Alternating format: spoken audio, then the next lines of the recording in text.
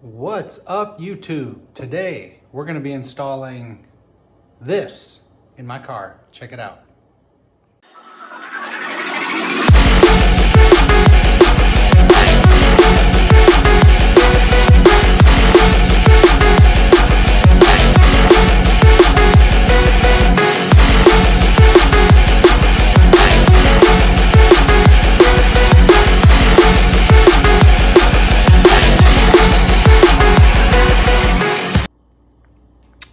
Okay, so what is this? What do we got here? This is a power inverter. That way I can run computer charger, phone charger. Looks like I can play games, a laptop, desktop, power tools. So I can do all of this out of my daily driver, the Mitsubishi Mirage.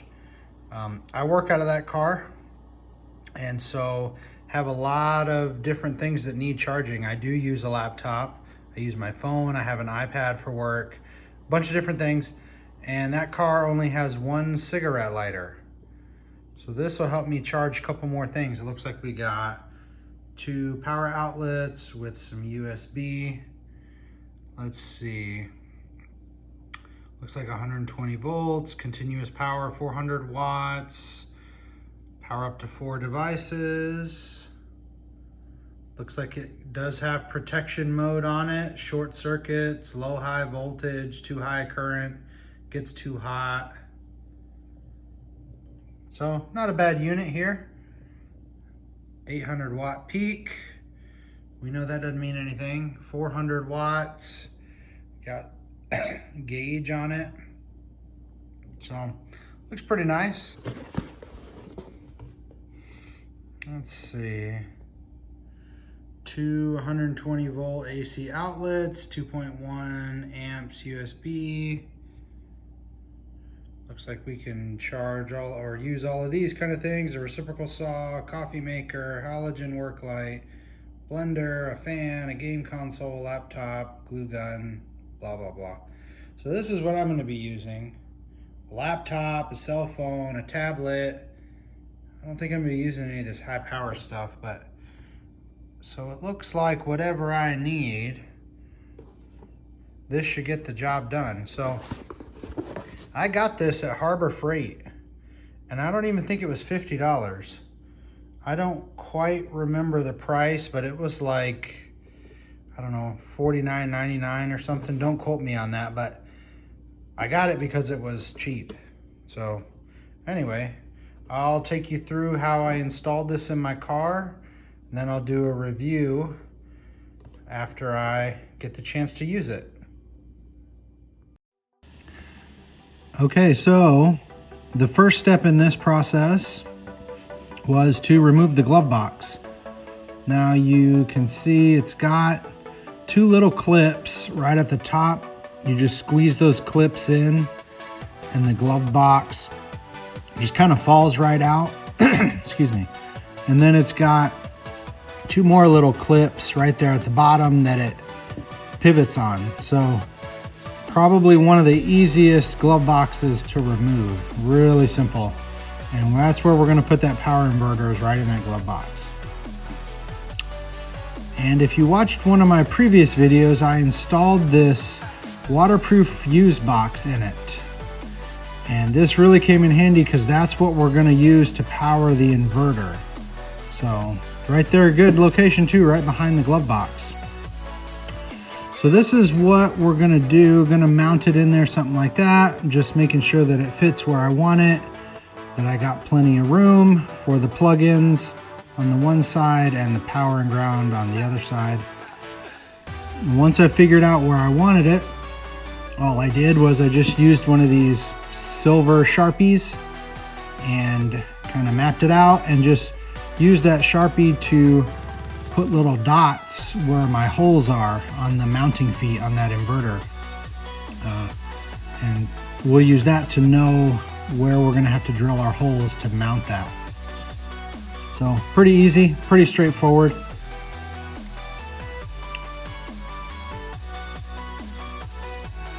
After I had my holes marked, I took my right angle drill and just drilled those holes out.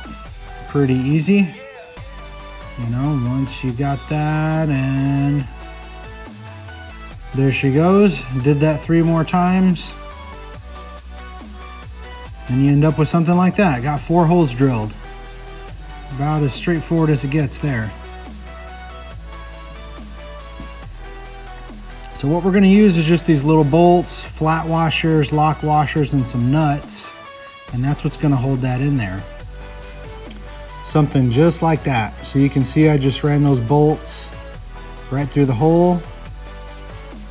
Mounted it right to the back wall like that of the glove box.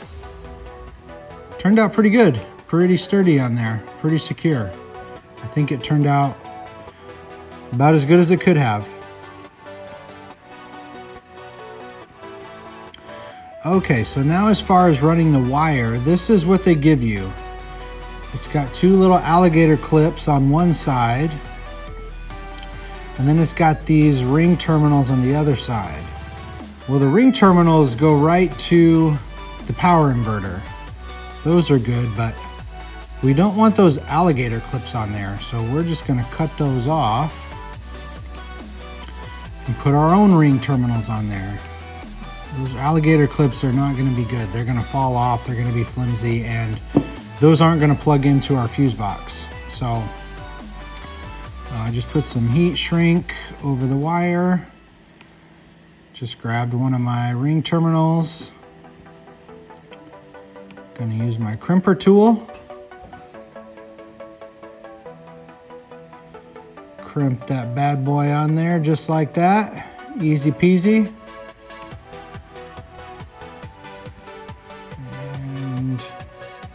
I realized maybe I got a little bit too much video of this because you guys know how to crimp something. It's not a problem. Just got my crimper tool, crimp that on there.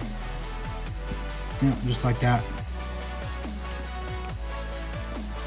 Slide my heat shrink over there and heat it up. You could use a heat gun, you can use a lighter, whatever you got, but then when you're done, you end up with something like that. That's the power, that's the hot wire, and then did the same thing to the ground.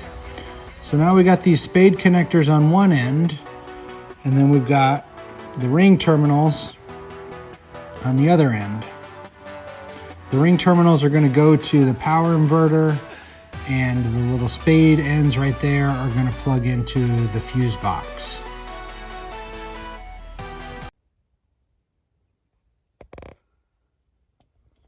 Okay, so here's the finished product. We got power inverter right there, and so you can see it's got this on-off switch, and this thing's pretty nice. I don't know that you can really see that, but it gives you a voltage reading, kind of lets you know how much power it's putting out. It also has a little fan on it, and when it gets warm, that fan turns on for a few minutes and then it cools off. Anyway, I've been using this to charge my iPhone. I work out of this car. As you can see, all the drinks and, you know, everything else I got back there.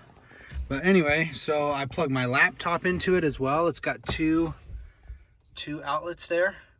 You've even got USB plugins right there. Haven't used those yet, but it really does a good job. I mean, I'm really impressed with it. So the way I have this hooked up, you can see right there, we've just got a positive and a negative, power and a ground. And then, let's see if I can get this, show you guys. I'm gonna put the phone down just for a minute.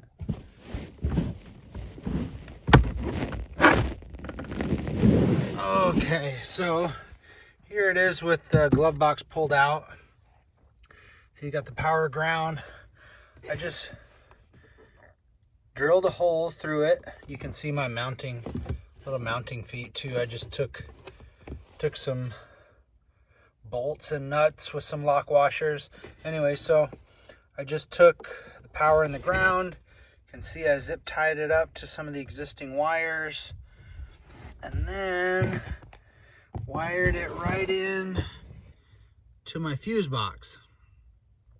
So this goes right to the battery.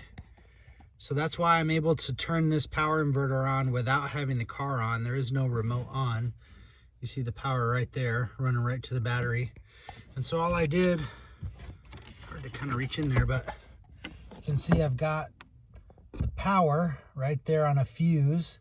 I think it's 40 amp or 50. And then there's a ground fuse box right on the bottom. So got it all fused up. I'm glad I put that fuse box in there because that really came in handy. So you can see it again. I ran the wire here. It came with those alligator clips, but all I did was cut those off and put some ring terminals on it. That way I could wire it into that box. You know, ran the wires here, ran it through the hole, mounted the power inverter, and then now it's just nice little convenient spot for it. Turn it off. Right in my glove box. You know, it's really good.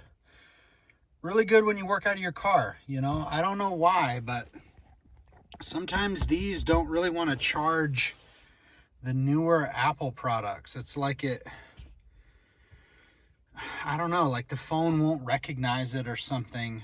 I'm not sure. And then I have this other charger that comes off the back of my stereo, but then it always wants to sync whatever it is that I've plugged into this to the stereo, which obviously, I mean, that's what it's for. It charges it, but then it wants to sync it to the stereo. So this very useful addition, just so I can run a charger. So anyway, that's how it turned out. I really like it. I got that thing from Harbor Freight. I think it was like 40 bucks. I don't know. But so far, seems to work really good. All right, guys, I hope you liked the video. As always, please like, share, comment, subscribe. Anything would be appreciated. I'm trying to grow my channel. And so any kind of traffic I can get, I think would help. So thank you for watching.